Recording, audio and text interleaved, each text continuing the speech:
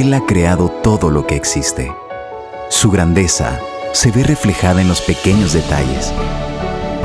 La belleza es la mayor evidencia de su gran esplendor, mostrándonos a un Dios majestuoso, lleno de fidelidad.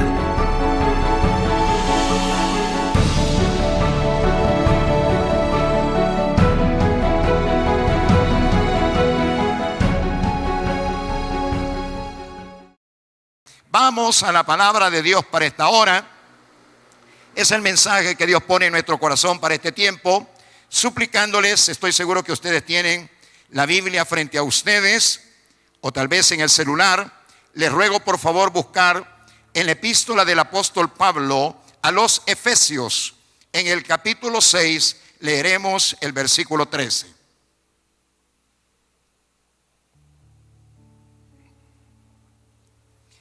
Epístola del apóstol Pablo a los Efesios, en el capítulo 6, versículo 13. Dice así esta bendita palabra del Señor: por tanto, tomad toda la armadura de Dios para que podáis resistir en el día malo y, habiendo acabado todo, estar firmes. Padre amado, nos ponemos en las manos del Divino Espíritu, pidiéndote, Señor, que nos ayudes al predicador primeramente para saber exponer la palabra sin ningún tipo de error ni contaminación, de mentiras o tal vez, Señor, de mala interpretación de la palabra. El Santo Espíritu de Dios nos conduce a toda verdad. Por eso lo buscamos en este momento, que nos ayude al predicador, pero también a tu pueblo amado, para que sean tierra fértil donde la simiente de la palabra, la semilla de la palabra caerá y producirá fruto en abundancia. Padre amado, creemos que estamos pidiendo conforme a tu voluntad. Por lo tanto, la ayuda del Espíritu Santo se vuelve una realidad en este momento para exponer la palabra, pero también para recibirla. Todo en el bendito y santo nombre de Jesús. Amén y amén. En los tiempos pasados, mis queridos hermanos, ustedes habrán escuchado decir a su servidor lo siguiente: toda tormenta tiene su sol. Usted lo recordará, lo he dicho precisamente desde este púlpito. Toda tormenta tiene su sol. ¿Qué quiero decir con esto? Quiero decir, hermanos, que por fuerte, amenazante, destructora que sea una tormenta, llegará el momento en que la tormenta tendrá que retirarse y el sol hará acto de presencia.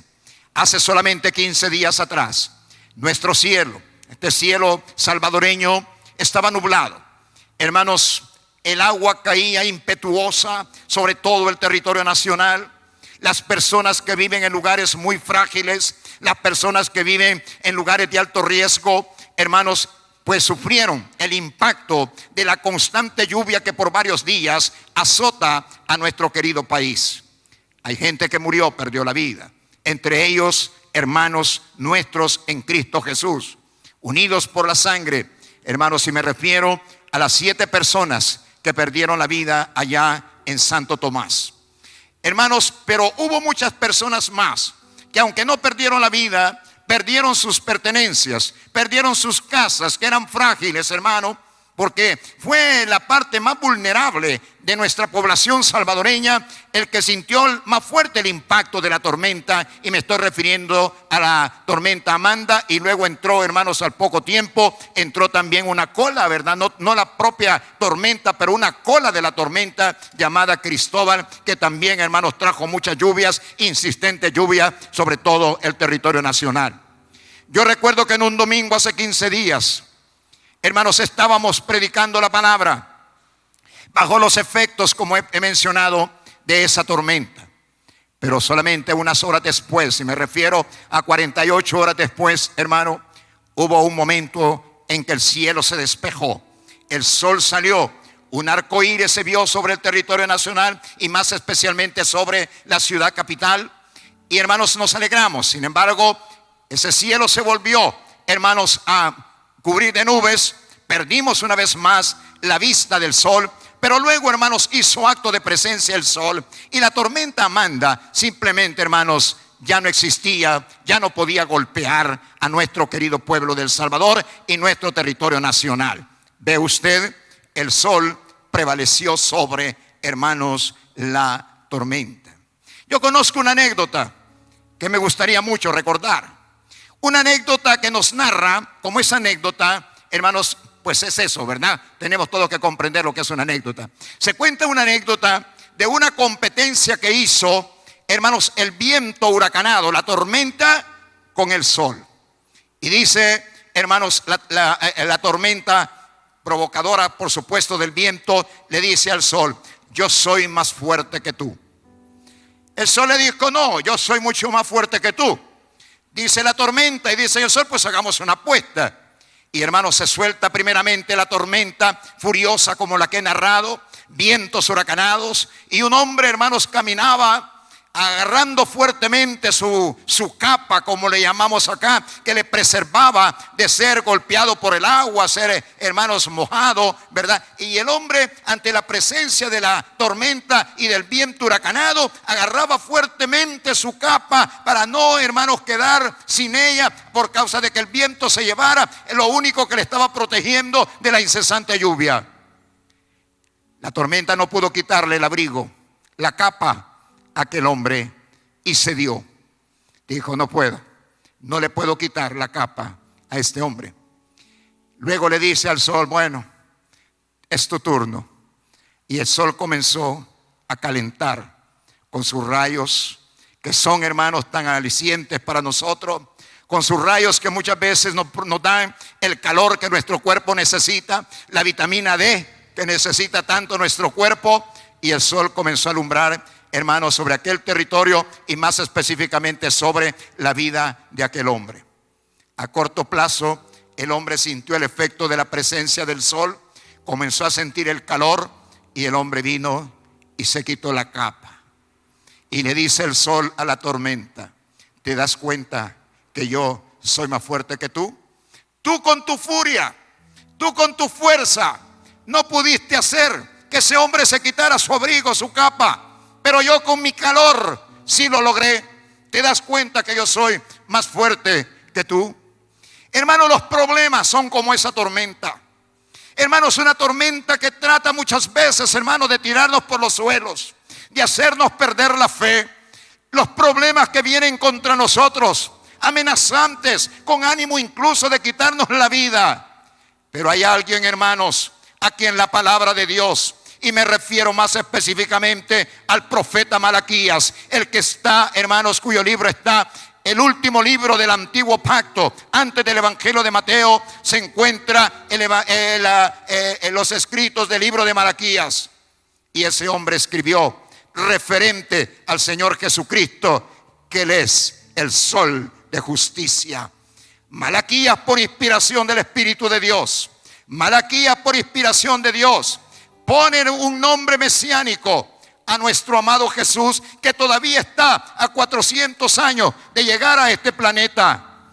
Y Malaquías dice: he allí el sol de justicia. Mis queridos hermanos y hermanas, vivimos en un mundo golpeante, vivimos en un mundo de problemas. Jesucristo jamás nos engañó, la palabra jamás nos ha mentido. En la porción escritural que hemos leído en esta mañana, hermano, la palabra dice esto: por tanto, tomad toda la armadura de Dios para que podáis resistir en el día malo, y habiendo acabado todo, estad firmes. ¿Qué es lo que está diciendo la palabra en la porción, en el versículo que hemos leído como tema de reflexión para la, hermanos, predicación de esta mañana? ¿Qué está diciendo? Que hay días que son malos, mi querido hermano y hermana. Hay días de lucha. Hay días para enfrentarnos a dificultades, a problemas grandes, unos de una dimensión más grande que otros, unos más fáciles de derrotar que otros, que se vuelven verdaderos gigantes, verdaderos Goliat, que atentan contra nuestra vida. Aquí, en esta porción escritural, el Espíritu Santo, por la pluma de Pablo, el apóstol de los gentiles, el hombre que llevó el evangelio a los mundos paganos de aquel momento, a las naciones paganas de aquel momento, y sobre todo al imperio de Roma, el Espíritu Santo nos está diciendo: tengan cuidado, hay días malos. Hermano y hermana, yo le doy gracias a Dios porque nos habla con sinceridad de la realidad de la vida del ser humano. Jesucristo igual, el Señor Jesucristo igual, no escondió que usted y yo y todo el pueblo cristiano, por ser hijos de Dios, no nos exime de estar enfrentándonos a momentos de grande dificultad y a momentos de problemas. Jesucristo dijo: en este mundo tendréis aflicciones. Pero no se queda ahí la palabra de Dios. La palabra de Dios, oiga bien, hermano y hermana, la palabra de Dios no se queda informándonos nada más de que habrán días de aflicciones y que habrán días malos. En el caso de Jesús, Jesús concluye esa frase de esta manera: mas confiad, yo he vencido al mundo. Es decir, nosotros no somos como los otros que no tienen esperanza. Nosotros tenemos esperanza, y la esperanza, hermanos, es que podemos volver nuestra mirada al Dios eterno, a su amado Hijo, al Espíritu Santo de Dios, con la plena certidumbre de que vamos a obtener una ayuda sobrenatural, una ayuda omnipotente para contrarrestar la fuerza, hermano, de los problemas con los cuales podríamos estar luchando. Cuando el apóstol Pablo, hermano, nos habla de los días malos, recordemos que él está escribiendo con inspiración del Espíritu Santo de Dios, y dice que habrán días malos. Él dice: pero habiendo acabado todo, estar firmes. ¿Qué es lo que nos está diciendo la palabra? ¿Qué nos está informando Pablo por el Espíritu Santo? Hermano, que cuando sabemos plantearle lucha a los problemas y a las circunstancias adversas, los problemas acabarán y nosotros estaremos firmes, es decir, estaremos de pie. ¿Qué le parece, mi querido hermano? Esto yo le llamaría ahora, como Cristo y el profeta Isaías le llamaron al evangelio, al reino de Dios, le llamaron las buenas nuevas de salvación, las buenas noticias de salvación. Hermanos, como la palabra de Dios le llama al evangelio, a la predicación, cuando Cristo comienza su ministerio público, Él dice: he venido a predicarles el año agradable del Señor. Es decir, si reconoce Dios y nos informa tal cosa, de que hay problemas y dificultades con las cuales usted y yo, como hijos, y las hermanas como hijas de Dios, vamos a enfrentar, pero que no estamos solos, que no somos huérfanos, que no podemos luchar solamente con nuestras propias capacidades, sino que hay un Dios que nos está ofreciendo su mano de ayuda.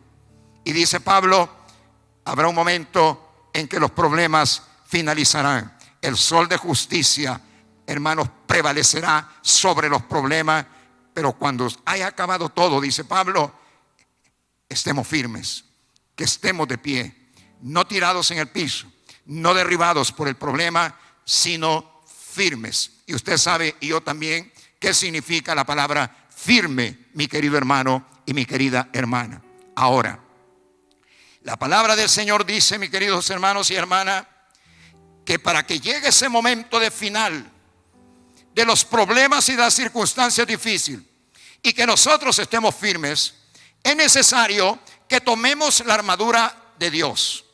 Ok, que tomemos la armadura de Dios.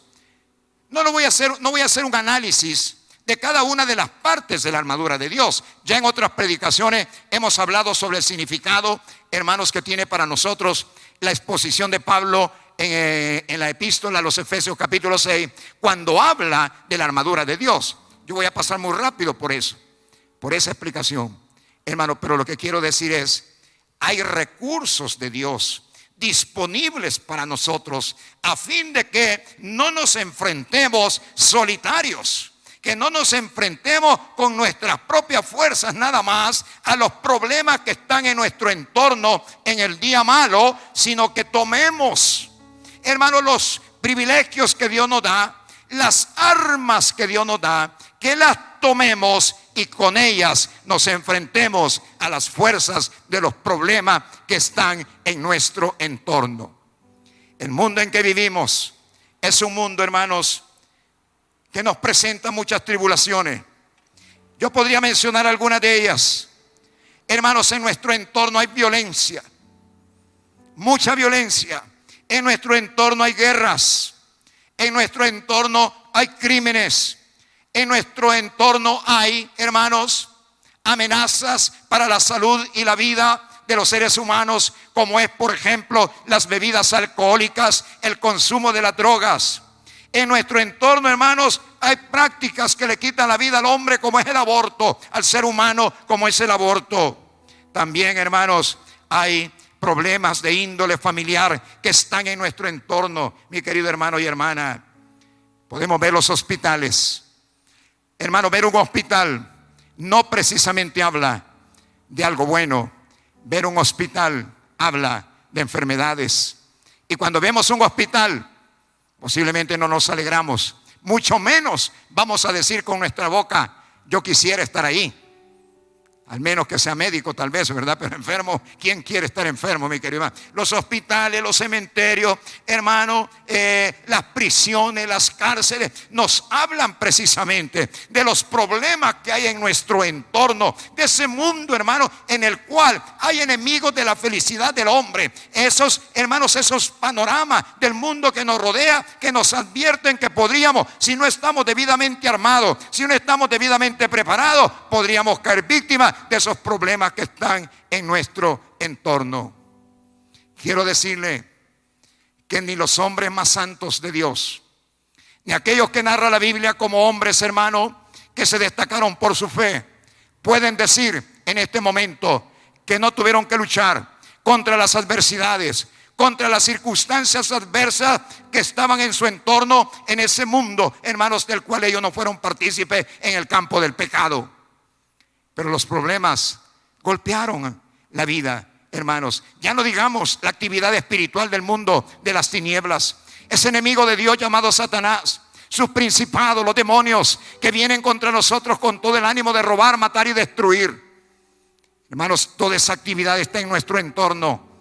Y hombres de Dios, repito, grandes siervas de Dios, no fueron la excepción de experimentar esa lucha de la cual Pablo nos está hablando. Y que para ser vencedores tenemos que estar preparados, tenemos que estar listos, porque la hazaña con la cual vienen los problemas muchas veces son demoledores, son devastadores. Quieren acabar con nosotros, quieren acabar con nuestra felicidad, quieren acabar con nuestros sueños, quieren acabar con nuestra salud, quieren acabar con el bienestar de la familia, quieren acabar contra todo lo que nos es agradable, incluso nuestra fe y nuestra confianza en Dios. Hay que estar preparados. Y Pablo dice, la armadura de Dios es un buen instrumento. ¿Para qué? Para que en el día malo se enfrenten a los problemas y a las dificultades, con la finalidad de que al pasar el día malo, es decir, cuando ustedes venzan los problemas y las dificultades, ustedes todavía estén de pie, estén parados, creyendo en Dios, glorificando el santo nombre de nuestro Padre Celestial. Y cuando mencionaba hombres de la Biblia, puedo acordarme, hermano, de un Job, un hombre del cual Dios dijo estas frases: no hay siervo mío como él sobre la faz de la tierra. Es un hombre íntegro, es un hombre para el cual yo soy lo más grande y lo más alto. Job era, hermanos, un hombre íntegro, un hombre que amaba a Dios, un hombre que respetaba a Dios, un hombre que buscaba a Dios. Mas con todo, hermanos, llega un momento de su vida que fue atacado, y fue atacado, hermanos, a niveles impresionantes de maldad por el mundo del infierno, por el mundo de Satanás. Hermanos, ese odio que el enemigo de Dios y enemigo del hombre, que es Satanás y sus huestes, hermanos, esgrime contra Job, es el mismo odio, es la misma maldad, es la misma violencia que ahora es enemigo de Dios y de los hombres. Sigue, hermanos, sintiendo para con nosotros en este tiempo. El enemigo viene para robar, el enemigo viene para matar, el enemigo viene para destruir. Palabras genuinas, hermanos, y literalmente salidas de la boca del Señor. Eso es el virus COVID-19. El virus COVID-19 ha venido para robar, ha venido para matar y ha venido para destruir. Lo he dicho en forma repetitiva durante lo que ha durado la cuarentena, hermanos, que alcanza ya más o menos unos 3 meses aquí en nuestro país. Roba la tranquilidad, roba la paz, roba, hermanos, el carácter apacible, roba la tranquilidad que sentimos como hijos e hijas de Dios. Y de repente nos sentimos que seremos víctimas, hermanos, de la acción destructiva de ese virus, hermano, que todos sabemos es altamente destructivo, altamente contagiante. Mata. Dije el otro día, no tengo que demostrar que ese virus mata. Usted lo sabe, al igual que yo. Cómo este virus ocasiona muerte, pero no solamente la muerte física. Hermanos, este virus viene para matar los sueños, las aspiraciones, la vida espiritual, la fe del pueblo de Dios. Pero también viene para destruir. Ha destruido la unidad de la familia. Ha destruido la unidad, hermanos, que le dijera, de nuestras congregaciones. Yo estoy predicando esta mañana en este lugar, pero el templo está vacío. Cuando teníamos ya la costumbre hermosa, por supuesto, de reunirnos cientos en esta casa del Señor y juntos alabar y bendecir el santo nombre del Señor. Pero vino el virus y destruyó, hermanos, esos cultos preciosos que nosotros teníamos. Aunque Dios sigue recibiendo culto y alabanza, cada quien en su hogar, cada quien en su trabajo, cada quien donde se encuentra, si es un genuino cristiano, ha perseverado en los caminos que traía de fidelidad a Dios, de alabanza al Señor, de adoración a su nombre. Pero no estamos reunidos, no nos reunimos porque el enemigo rompió, hermanos, el poder estar unánimes juntos como estaban 120 hombres y mujeres en el aposento alto. El virus viene para robar, viene para matar y viene para destruir. Ahora, hermanos, podríamos hablar de otro siervo de Dios llamado Jacob. Jacob es ampliamente mencionado en las Sagradas Escrituras. Aun cuando este hombre ya había partido a la presencia de Dios, Dios, hermanos, cuando hablaba con el pueblo de Israel, le llamaba Jacob al pueblo de Israel. O si no, decía el Señor a los hijos de Jacob, refiriéndose a toda la nación israelita. Jacob es un hombre muy mencionado en las Sagradas Escrituras. Es parte de los tres grandes patriarcas: Abraham, Isaac y Jacob. Ahora, ¿será que el hecho de ser aquellos grandes patriarcas el origen del pueblo de Israel? Con ellos nace el pueblo de Israel. Nace, hermanos, la parte humana que tendría mucho que ver con la llegada de nuestro amado Señor Jesucristo, el Mesías que Dios había prometido, ya que Dios en sus eternos designios ha decretado que Jesús vendría del pueblo de Israel. Jesucristo lo dijo cuando platicaba con la samaritana: la salvación viene de los judíos. Pero aquellos patriarcas pasaron su momento de dificultad. Pero quiero referirme más específicamente a Jacob, hermano. Un muchacho inquieto. Un muchacho del cual no podríamos decir que todo lo que hizo fue recto. Un muchacho que logra la bendición, hermanos, de primogénito, pero siempre haciendo algún tipo de escaramuza, hermanos, que Dios no necesitaba que Jacob y su mamá hicieran para que Dios cumpliera su designio de bendecir a Jacob. Eso, hermanos, posiblemente provocó muchos días malos en la vida de Jacob. Recordemos que Jacob salió huyendo de la casa de su padre Isaac. Ha recibido ciertamente la bendición de la primogenitura, pero sale huyendo porque su hermano Esaú le quiere quitar la vida por causa de que Jacob le ha robado a Esaú. Él era el primogénito, Esaú era el primogénito, mas Jacob, hermanos, con tretas y artimañas le roba la bendición de la primogenitura, y Esaú arremete contra él con el ánimo de quitarle la vida, y Jacob sale huyendo. Según los cálculos que muchos exégetas hacen, hermano, ese exilio de Jacob duró aproximadamente 20 años, lejos de su casa paterna, alejado de su familia, hermano. Pero quiero referirme a algo muy especial. Mire esto. ¿Se acuerda usted que Jacob tuvo 12 hijos? Cada uno de ellos las cabezas de las 12 tribus de Israel. Pero los hermanos de José, ¿verdad?, arremetieron contra José, no amaban a José, odiaban a José, y un día, hermanos, lo venden como esclavo a Egipto, no sin antes haber intentado quitarle la vida a José. No quiero entrar en mayores detalles de la historia de José y de sus hermanos. Sus hermanos odiaban a José, lo venden como esclavo, hermanos, a Egipto en manos de mercaderes que viajaban hacia la tierra de Egipto. Cuando los hermanos de José llegan a Jacob, quien tenía un amor muy grande por su hijo José, a quien le había hecho una túnica de colores, como un símbolo muy especial del gran amor que sentía Jacob por José. Mas los hermanos, después de haber vendido a José, hermanos, a mercaderes que van para Egipto, le dicen a Jacob: tu hijo fue despedazado por alguna fiera en el desierto. Aquí están sus ropas ensangrentadas. ¿Te puedes imaginar el dolor de Jacob? Saber que su hijo, a quien amaba tanto, un muchacho bien portado, como decimos en palabras salvadoreñas, un muchacho de buena conducta, un muchacho que recibía, hermanos, sueños del Señor, mas con todo, Jacob cree que su hijo ya no vive, que su hijo fue muerto por alguna fiera del desierto. Qué dolor habrá sentido Jacob, hermano. Pero pasó el tiempo. José llegó a ser el gobernador de la tierra de Egipto. Solamente el faraón estaba por encima de José.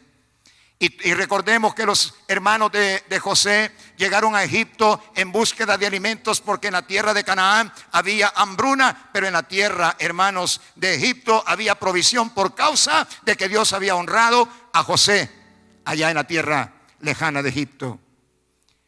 José se les descubre, hermanos, a sus hermanos.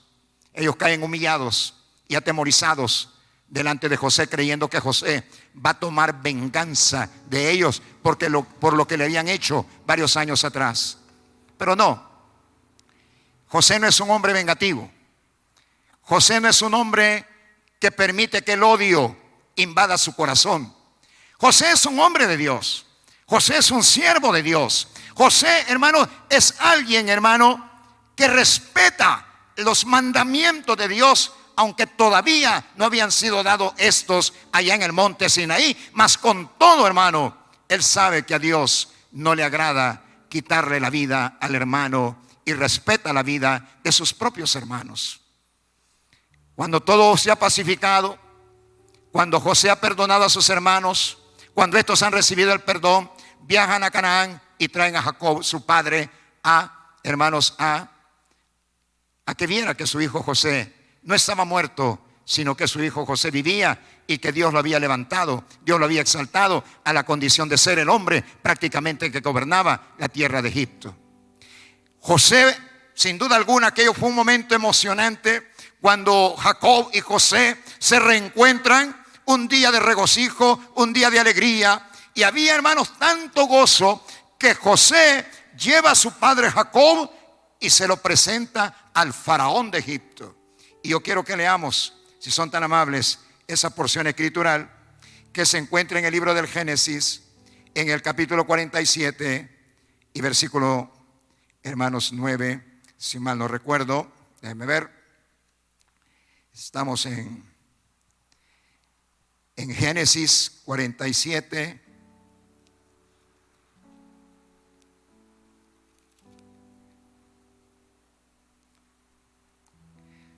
Oiga lo que dice Jacob, o más bien José. Estamos en el libro del Génesis, capítulo 47 y versículo 7. Dice lo siguiente. Dice: también José introdujo a Jacob su padre y lo presentó delante de Faraón. Y Jacob bendijo a Faraón. Y dijo Faraón a Jacob: ¿cuántos son los días de los años de tu vida? Lo que le está preguntando el faraón a Jacob es: ¿cuántos años de edad tienes? Solo que lo hizo en una manera muy elegante y le dice: ¿cuántos son los días de los años de tu vida? Oiga la respuesta de Jacob, hermano, que es a donde yo quería llegar. Oiga la respuesta de Jacob. Y Jacob respondió al faraón: los días de los años de mi peregrinación son 130 años. Pocos. Jacob le está llamando a 130 años poco. Hermano, ¿qué diéramos usted y yo para vivir 130 años? Pero Jacob dice poco. ¿Por qué? Porque lo está comparando con la edad que vivieron sus padres, es decir, Isaac y también Abraham, que era su abuelo. Pocos, oiga esto, y malos han sido los días de los años de mi vida, y no han llegado a los días de los años de la vida de mis padres en los días de su peregrinación. A esta avanzada edad, Jacob, 130 años de edad, cuando el faraón le pregunta acerca de su edad, este hombre dijo: mi edad es corta, no he llegado, no he alcanzado la edad que alcanzaron mi padre y mi abuelo. ¿Cuántos años vivió el padre de Jacob? Vivió 180 años. ¿Cuántos años vivió Abraham? 175 años. ¿Cuántos años tenía de edad Jacob? 130. Pero lo que me llama la atención es esto: han sido días malos. Patriarca. Dios lo menciona a cada momento. Dios habla de él a cada momento. Nosotros decimos que el pueblo de Israel son los descendientes de Abraham, Isaac y Jacob. Pero ha tenido días malos.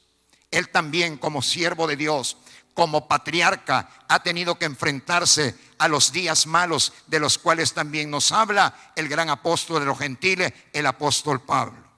¿Qué hacer, mis queridos hermanos? ¿Acaso los días que nos ha tocado vivir han sido días buenos? No. Han habido momentos de grande dificultad. La salud amenazada, el trabajo amenazado, las finanzas amenazadas. Hermano, la vida de nuestros seres amados amenazada. Han sido días muy oscuros. Pero oiga esto: el sol de justicia prevalecerá sobre todo problema y sobre toda dificultad contra la cual nosotros pudiésemos estar luchando en este momento. Pueblo de Dios, vuelve tu mirada al Señor. Que el tiempo que estamos viviendo, que la palabra le llama día malo, para nosotros han sido casi 3 meses de cuarentena, con todas las consecuencias derivadas, hermano, de la presencia de la pandemia COVID-19. Sea un tiempo para fortalecernos. El yelmo de la salvación, la coraza de justicia, hermanos, el apresto del evangelio, el escudo de la fe y la espada que es la palabra del Señor, tienen que estar más activos ahora que nunca, mi querido hermano. ¿Para qué? Para resistir en el día malo, para derrotar los problemas. Y cuando todo esto termine, cuando COVID-19 sea aplastado literalmente por la mano de Dios, nosotros estemos todavía de pie, estemos todavía firmes. Posiblemente el enemigo ha querido desanimarnos, pero no le sigamos ese juego al enemigo, sino por el contrario, oigamos la voz de Dios. Tome la armadura de Dios, aférrese a la oración, tenga su devocional todos los días. Mi querido hermano, lea la palabra del Señor ahora más que nunca. Aférrese a las grandes promesas que Dios nos ha dado. El pacto en el cual nosotros vivimos, dice la epístola a los Hebreos, es mejor que el pacto antiguo, y las promesas para nosotros son mejores que las promesas dadas al mundo de aquel entonces. Tómese de Dios. Vamos a orar. Padre, en el bendito nombre de Jesús, en esta hora, Señor, echamos fuera, rechazamos todo intento del enemigo de apartarnos de ti en este tiempo. Señor, a partir de ahora, nuestra fe se fortalecerá más y más. La palabra vendrá para fortalecernos más en nuestra fe. Hermano y hermana, a fin de prevalecer, a fin de estar de pie, a fin de salir triunfante en el día malo, es necesario tomar todos los recursos que Dios pone a nuestra disposición. La armadura de Dios ciertamente, pero también el nombre de Jesús, el poder de la sangre de Cristo, la autoridad y potestad que Dios nos ha dado para derribar fortalezas. Ahora es cuando todo eso tiene que estar funcionando a toda máquina, mi querido hermano y hermana. deje de estarse tirando al piso, a estar murmurando y lamiéndose las heridas. Yo sé de qué estoy hablando en este momento. No, hermano, hermana.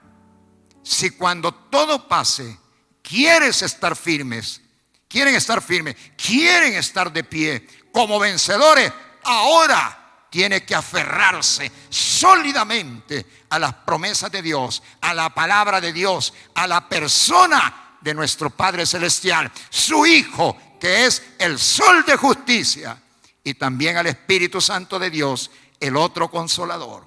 Padre amado, nos entregamos en esta hora en las manos del Divino Espíritu y proclamamos que no nos apartaremos de lo que hemos comenzado, ser hijos de Dios, las hermanas hijas de Dios, y perseveraremos en los caminos santos del Señor.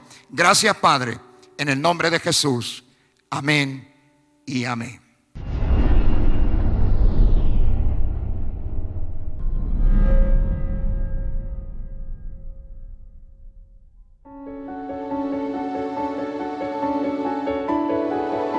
Él ha creado todo lo que existe. Su grandeza se ve reflejada en los pequeños detalles. La belleza es la mayor evidencia de su gran esplendor, mostrándonos a un Dios majestuoso, lleno de fidelidad.